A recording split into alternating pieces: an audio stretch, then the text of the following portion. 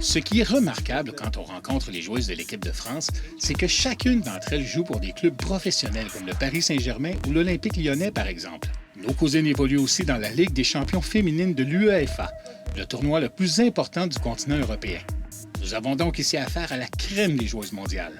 Premier sujet, leur début dans le monde du foot.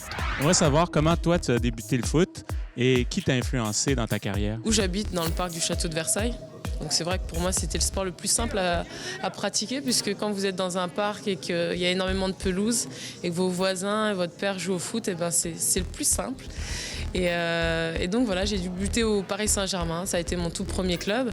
Et mes influences, ça a été forcément mon père, puisque j'allais le voir jouer tous les week-ends, et un ami à moi, Lilian Thuram. Voilà. Et il y avait des filles avec qui jouer ou il fallait jouer avec les garçons? Je jouais avec mes frères et mes voisins, des garçons, pas avec de filles, non. Laura affirme sans détour qu'elle a appris son soccer en jouant avec des garçons. Cette footballeuse professionnelle dégage beaucoup de confiance en elle-même. Cette confiance s'entend dans son ton très posé et se voit dans son regard lumineux. Et la gardienne maintenant, comment a-t-elle aussi débuté sa carrière?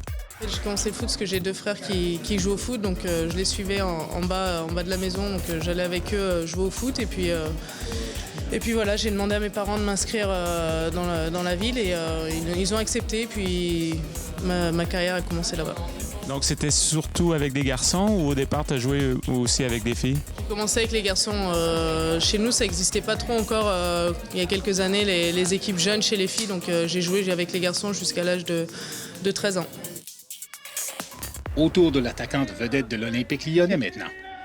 Qui m'a influencée, c'est un petit peu mon frère, un petit peu moi. Je pense que c'était un petit peu inné chez moi et j'ai toujours voulu jouer au foot. Et puis après, c'est peut-être aussi parce que mes parents ont joué. Ma mère a fait du foot, mon père aussi.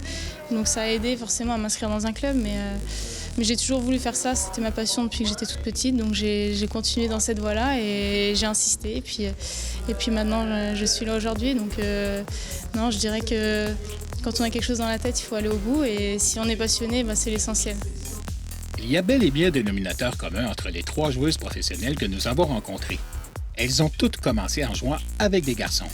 Oui, j'ai joué avec les garçons jusqu'à l'âge de 14 ans en fait. Et après, il fallait trouver un club avec les filles parce qu'on n'avait plus le droit de jouer avec les garçons. Donc voilà, j'ai fait les deux et voilà, moi j'ai très bien vécu ma période de mixité où je jouais avec les garçons. C'était mes copains d'école en même temps. Donc voilà, après ça permet aussi de progresser. Et puis c'est vrai que nous, il n'y avait pas beaucoup de filles quand j'étais petite, donc on ne pouvait pas faire d'équipe. Donc voilà, maintenant ça a changé et j'espère que ça va changer encore.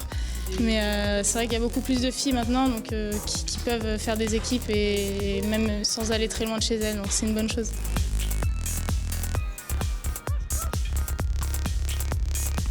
Est-ce que le fait de jouer avec des garçons quand on est jeune augmente le sens de la compétition ou une jeune joueuse, comme ici au Canada, qui n'évolue qu'avec des filles, peut quand même atteindre ce niveau de compétition? Je pense que les deux sont possibles. Le fait d'avoir joué en mixité, pour moi, ça m'a aidé aussi dans mon caractère. C'est vrai qu'il fallait s'affirmer, il fallait sans cesse se dire, dire aux garçons que nous aussi on pouvait jouer au foot et se faire accepter. Donc ça forge le caractère. Et après, c'est vrai que les Canadiennes, elles jouent depuis toute petite avec des filles, mais ça ne les empêche pas d'être en Coupe du Monde et d'être performantes. Donc les deux sont possibles. L'essentiel, c'est de se sentir bien dans l'équipe. Qu'est-ce que tu trouves que les joueuses européennes ou les joueuses françaises en particulier font peut-être de mieux? J'ai remarqué que les Canadiennes, c'était beaucoup quand même basé sur le physique, sur ne rien lâcher du début à la fin du match et vraiment tout donner, mais physiquement. Alors que je pense que nous, dans le jeu, on essaie de construire des actions, d'avoir un plan de jeu. Et c'est ce qui nous différencie un petit peu. Mais bon, pour l'instant, on est au même stade de la compétition, donc on ne sait pas lequel est le mieux.